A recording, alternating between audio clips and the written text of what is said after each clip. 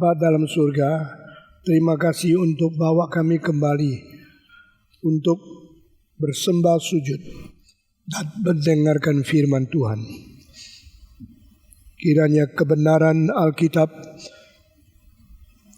hari ini sekali lagi menggugah kami dan memberikan kesadaran kepada kami bagaimana hidup sebagai orang Kristen yang baik. Dalam nama Yesus Kristus kami berdoa. Amin. Setiap orang yang hadir di sini dan semua yang dapat mengikuti kebaktian melalui streaming, kita bersyukur kepada Tuhan dalam memimpin kita masuk ke dalam minggu yang baru. Hari ini kita akan teruskan khotbah di bukit yang diambil daripada pasal ke-6 Matius. Injil Matius pasal ke-6, kita sudah khotbah bagian pertama ayat 1 sampai ayat 4 mengenai waktu engkau memberi sedekah mestinya bagaimana. Dan hari ini kita mulai dari ayat ke-5 sampai ayat ke-8. Mari kita membaca dengan suara terbuka setiap orang. Dan apabila kamu berdoa, janganlah berdoa seperti orang munafik. Mereka suka mengucapkan doanya dengan berdiri di dalam rumah-rumah ibadat dan pada tikungan jalan raya, supaya mereka dilihat orang. Aku berkata kepadamu, sesungguhnya mereka sudah mendapat upahnya.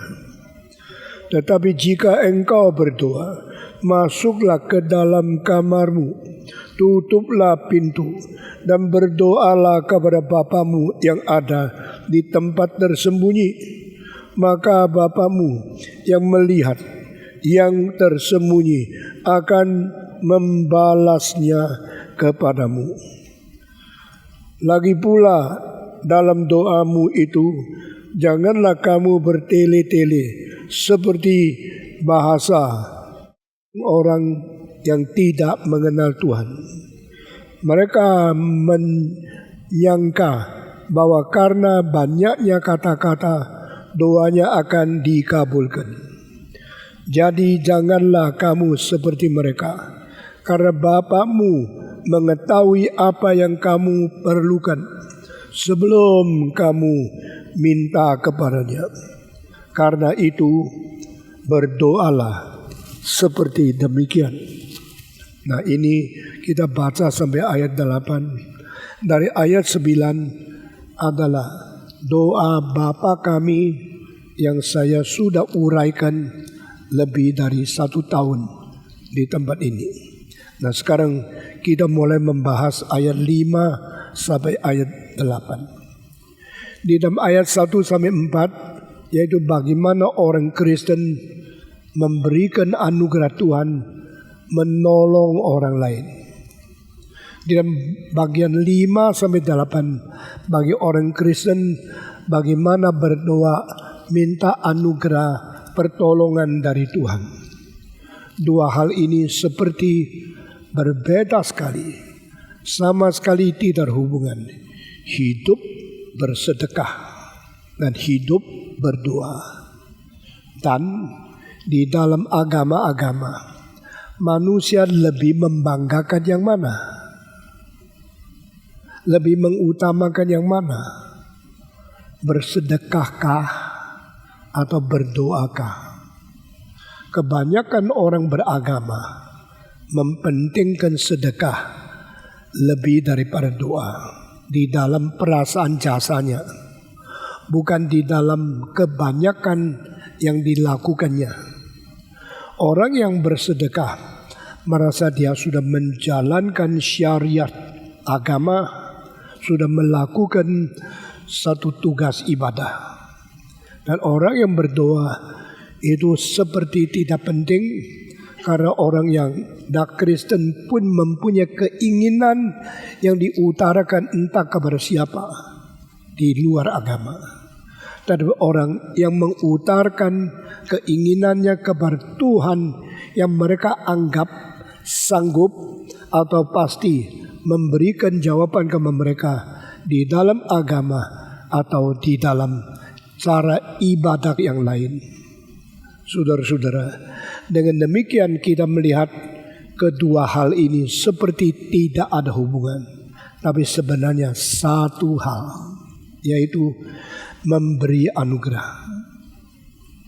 Kita memberi anugerah kepada orang lain atau kita minta Tuhan memberi anugerah kepada kita.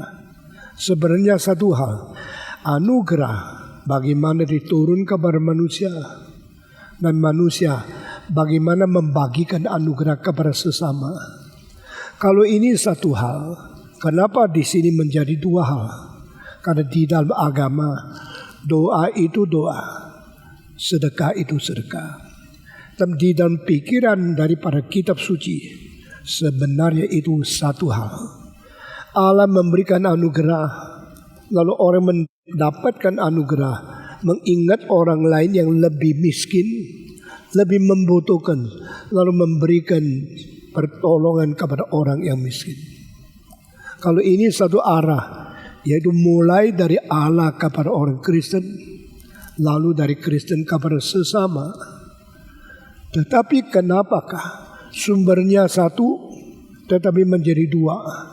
Karena manusia selalu merebut kemuliaan Allah dan menganggap dirilah sumber anugerah. Di sini kecelakaan agama. Kalau sudah beragama bukan memuliakan Tuhan, boleh mencuri kemuliaan Tuhan. Sudah beragama tidak mengaku sumber anugerah dari Allah, sendiri menganggap diri adalah sumber anugerah. Maka di sini waktu di dalam agama satu orang memberikan bantuan kepada orang lain, dia merasa diri sumber anugerah dan dia lupa itu semua dari Tuhan Allah.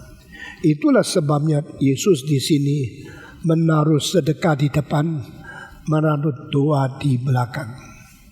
Saudara-saudara sekalian, kalau kita bisa menolong orang lain adalah karena Tuhan terlebih dahulu menolong kita. Ingat kalimat ini atau ikut saya. Kalau kita bisa menolong orang lain adalah sebabnya Tuhan terlebih dahulu menolong kita. Kalau kita bisa membantu sesama adalah terlebih dahulu Tuhan sudah memberi pertolongan kepada kita. Lalu kita membalikkan. Saudara-saudara, banyakkah orang bersyukur kepada Tuhan Allah karena sudah menerima anugerah? Tidak banyak. Banyakkah orang harapkan orang lain bersyukur kepada dia karena dia memberi pertolongan? Banyak. Ini cara yang salah, dosa yang selalu dilakukan oleh orang berdosa. Saudara-saudara, orang Tionghoa mengatakan, minum air, ingatlah sumbernya di mana. Saya hari ini mendapat berkat sebab siapa yang menolong saya, sebab bagaimana anugerah Tuhan diberikan kepada saya.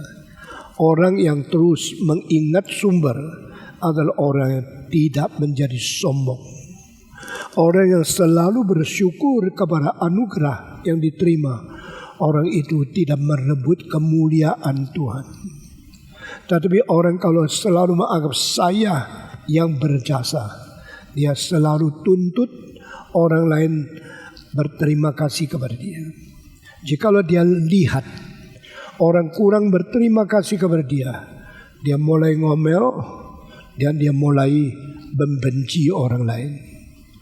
Besarnya dosa kita, alangkah jahatnya sifat manusia. Mari kita hari ini mengerti dan bertobat, minta pengampunan dari Tuhan. Sekarang di dalam abad 21, tahun ke-20, 2020, di dalam tahun ini manusia mendapatkan kecelakaan. Seluruh dunia mendapatkan pukulan yang paling besar di dalam ekonomi hanya karena musuh yang paling kecil, lebih kecil dari bakteri, virus corona. Lalu di dalam hal ini yang bikin dunia begitu susah siapa? Selain kita mengetahui itu corona, kita juga ingin tahu dari mana corona itu. Virus itu disebarkan oleh siapa? Secara sengaja, berencana, atau secara tidak sengaja datangnya secara alamiah. Nah, ini sudah menjadi salah satu hal yang paling besar membuat kekacauan politik seluruh muka bumi pada bulan terakhir ini. Nah, saudara-saudara, saya sekarang masuk ke dalam khotbah kita hari ini tentang doa. Bersedekah adalah memberikan kebaikan, tolong orang miskin. Berdoa adalah minta pertolongan anugerah dari Tuhan. Di dalam dua hal ini, semua agama lebih penting dan jasa manusia. Saya berdoa tidak ada jasa apa. Tetapi kalau saya memberi pertolongan orang miskin, orang mengetahui ini anggota agama yang baik. Tuhan membalikkan, mementingkan dulu bicara tentang sedekah dan kepura-puraanmu, kemunafikanmu. Engkau bersedekah di hadapan orang, engkau maunya dipujikan, engkau maunya mendapat muliakan, dosalah kamu. Di dalam bagian ini yang dipentingkan adalah dua macam orang. Satu macam hidup di hadapan Tuhan Allah. Everything I do is for you, God. You see it, that's all. That is enough. Because you know what I love, what I do, I am satisfied. Tetapi ada semacam orang tidak, Tuhan tidak kelihatan kok. Maka saya mau hidup supaya dilihat oleh orang lain. Nah, saudara-saudara, dengan demikian di dalam hal kedua soal berdoa. Di dalam hal ini maka Yesus berkata, jangan seperti orang munafik. Yesus berkata kalimat ini berarti di dalam agama banyak orang berdoa bukan sungguh-sungguh berdoa. Sebab kelakuan munafik menipu orang lain, melihat engkau baik padahal motivasinya jahat. Di dalam berdoa orang munafik kelihatan orang dia beribadah, tapi hatinya menipu Tuhan. Cilakalah engkau. Saudara-saudara tahu tidak, kita secara tidak sadar setiap minggu menipu Tuhan. Kapan? Patong saya tidak menipu Tuhan. Waktu engkau menyanyi, engkau menipu Tuhan. Berilah yang terbaik bagiku. Ini menipu. Karena you memberikan uang paling kecil. Serahkan Tuhan, sembah sujud, melayani Tuhan. Padahal itu penipu. Karena engkau melayani diri. Engkau bekerja baik, melayani kerja berat, rajin di dalam gereja. Hatinya untuk orang memuji kamu. Engkau menipu. Maka Yesus pertama kali, orang pertama di dalam seluruh sejarah manusia mengatakan banyak orang berdoa munafik. Engkau berdoa jangan seperti mereka yang munafik. Asumsinya, jikalau engkau tidak hati-hati, engkau seperti orang kafir yang menipu melalui doa.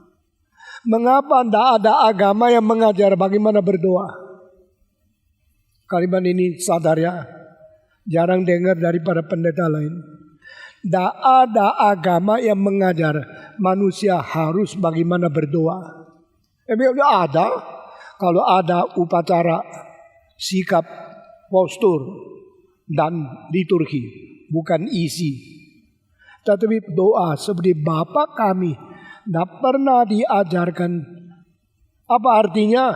Karena mereka semua anggap doa tidak usah diajarkan. Semua orang tahu. Karena apa? Doa yaitu minta berkat, minta kaya, minta subur, minta sukses, minta sesuatu kemakmuran dari materi.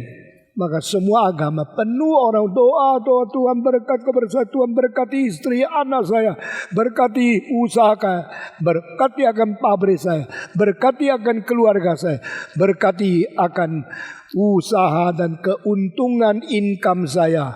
Saben hari doanya itu perlu dikoreksi, perlu dapat sesuatu pembenaran yang baru, perlu diajarkan lagi. Tidak usah. Semua agama kira doa tidak usah diajarkan. Tapi semua agama waktu berdoa mengandung munafiknya. Yesus bilang, jangan berdoa di tengah jalan perapatan yang besar. Jangan berdoa di rumah sembahyang. Nah, ini biasa. Karena apa? Rumah sembahyang tempat Tuhan berada. Saya kalau tidak berdoa di gereja di mana? Di rumah. Justru Yesus bilang, masuk ke kamarmu, tutup pintumu, berdoa kepada Tuhanmu yang di tempat tersembunyi. Ini pertama kali loh. Di dalam seluruh kitab suci hanya Yesus mengatakan Tuhan Allah suka menyembunyikan diri. Wah, apa artinya? Your God is looking at you, observing you in the darkness. Di dalam kegelapan Allah tersembunyi untuk mengawasi kamu. Saya sangat terharu dengan kalimat-kalimat seperti ini. Ini tidak pernah dikatakan oleh agama lain. Yesus berkata, your God is hiding himself and observing you, inspecting you in the darkness. Tuhan berada di tempat yang gelap, tapi dia melihat. Dia lain sama kita. Dia bisa melihat dari kegelapan segala sesuatu yang kita lakukan, karena kita suka melakukan untuk semua dengan. Kalau saudara melihat saya, banyak orang majelis dipilih karena apa? Di dalam kebaktian suka nonjol diri, jalan sini jalan sana, kelihatan dia paling sibuk. Wah, ini pasti orang paling penting. Jadi orang Kristen yang paling baik, dia membesuk tidak kasih tahu. Dia berdoa diam-diam. Dia menolong, tidak ada sesuatu iklan atau sesuatu agenda untuk bikin orang mengerti. Siapa yang mencintai Tuhan, dilihat dari fatsal ini adalah mereka yang berdoa diam-diam di dalam kamar yang dikunci, pintu di dalam yang orang tidak lihat. Di dalam gereja jangan menjadi orang yang suka diketahui dan dikenal oleh orang lain karena kesibukan kerepotanmu. Itu ketua seksi repot. Tapi di dalam gereja orang yang rohani baik, ada mereka diam-diam menolong orang lain. Diam-diam berdoa bagi orang. Kesedekah, diam-diam kepada orang miskin. Apa yang dikerjakan tidak nonjol, tidak ngawur, tidak ngomong, tidak memberikan perkenalan pada diri. Nabi Yesaya pasal 42, Tuhan berkata, lihatlah hambaku. Please look at my servant, the anointed one, the beloved one, hambaku. Sebenarnya itu ada bicara tentang Yesus Kristus. Dia tidak mengkibarkan suaranya, tidak menyaringkan suaranya, tidak memberitahu orang di tengah-tengah jalan. Dia tersembunyi. Dan itulah hambaku. Saudara-saudara, saya mau tanya, di dalam gereja kalau suruh engkau berdoa suaranya keras, di rumah engkau berdoa enggak? Di dalam tempat orang banyak engkau berdoa, bahasanya indah sekali. Waktu di kamar yang gelap engkau sendiri berdoa untuk pekerjaan Tuhan, tidak. Waktu orang lihat, kelihatan engkau paling banyak memberikan bantuan, dukungan kepada orang lain.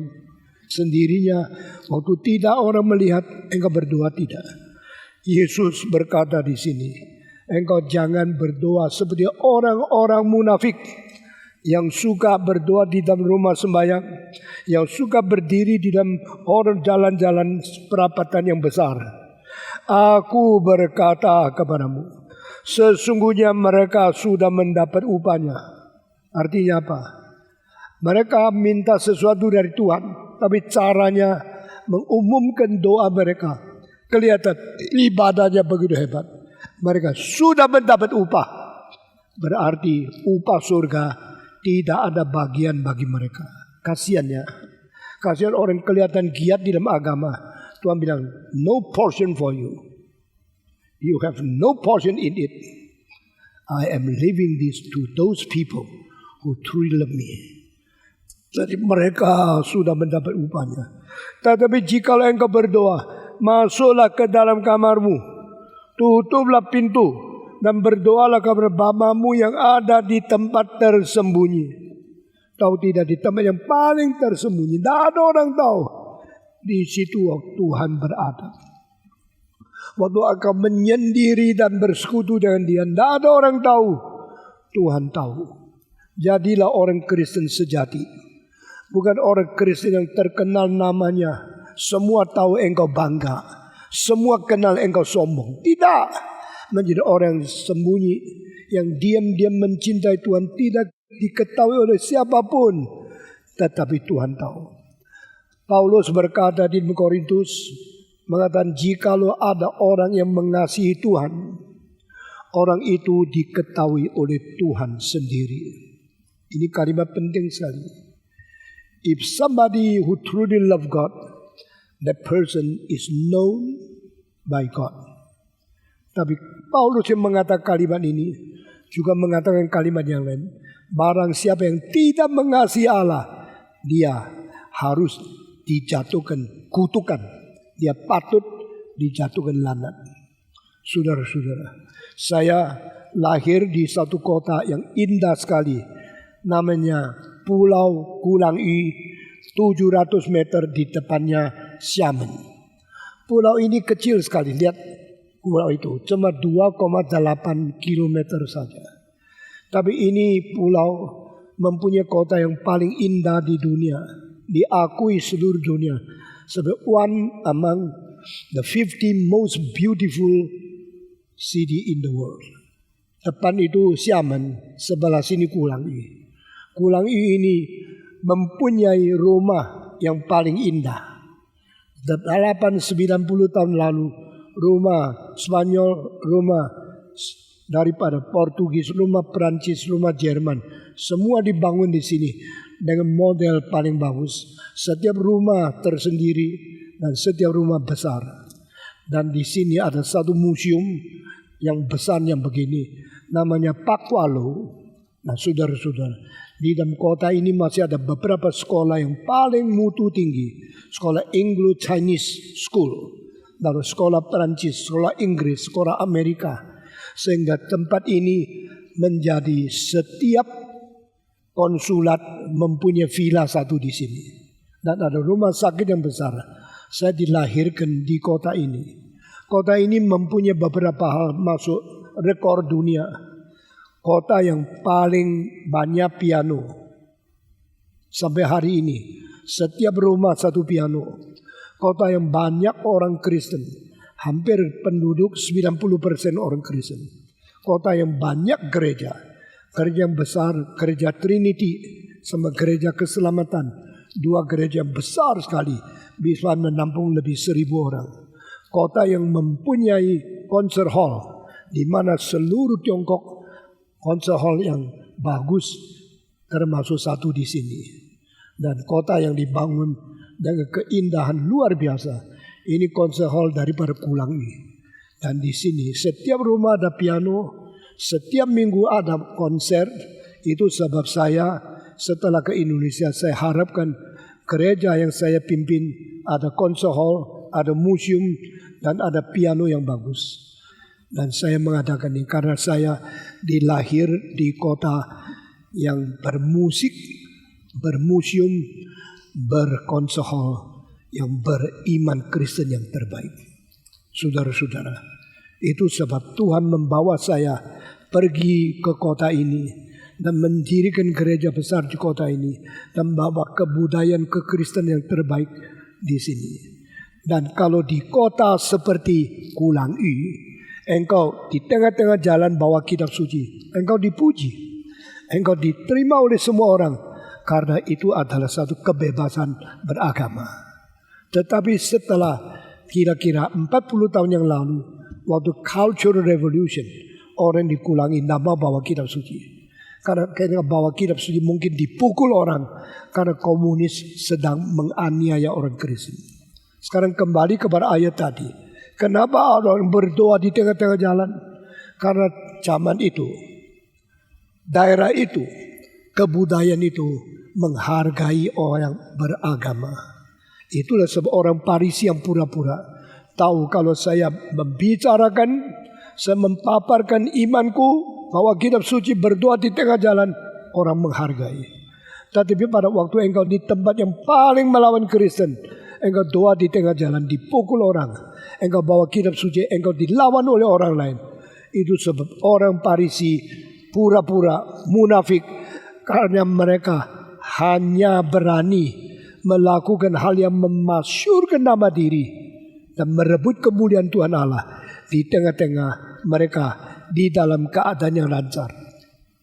Tetapi sekarang Tiongkok di dalam kebudayaan yang sangat melawan Kristen, masih ada Kristen yang berani mengkhotbahkan kebenaran, berani membicarakan dan fakta, dan akhirnya satu-satu dimasukkan penjara.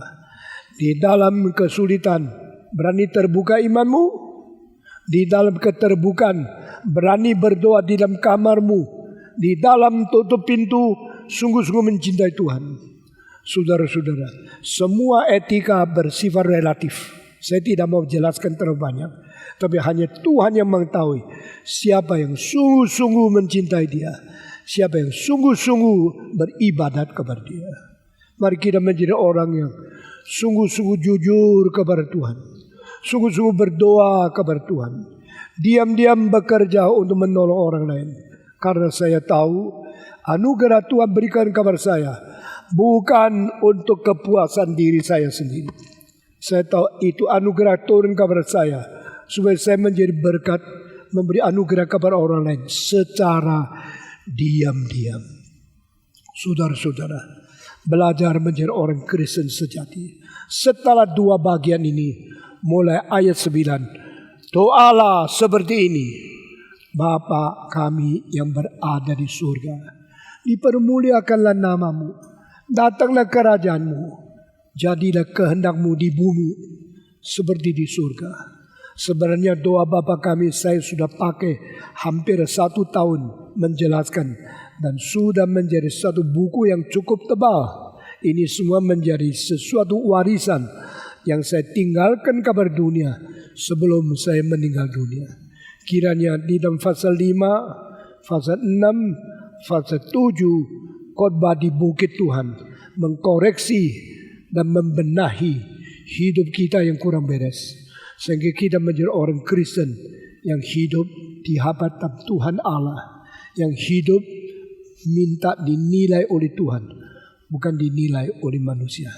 Dengan demikian doa kita barulah doa yang sungguh-sungguh memperkenan Tuhan di surga. Mari kita berdoa. Saya minta Pendeta Ivan Kristiono naik ke atas memimpin kita di dalam doa penutup pada kebaktian ini. Mari kita berdoa. Bapa di dalam surga, lepaskanlah kami dari ibadah yang mementingkan pujian dari manusia, ibadah yang dilihat oleh mata manusia. Tetapi biarlah kami boleh beribadah di hadapan Tuhan. Biarkanlah kami boleh Tuhan tuntun sehingga kami memeriksa hati kami, sehingga kami boleh dengan jujur beribadah di hadapan Tuhan. Terima kasih untuk firman yang mengingatkan kami, yang mengarahkan hati kami dan mengembalikan kami ke dalam kebenaran. Dalam nama Tuhan Yesus Kristus kami berdoa. Amin.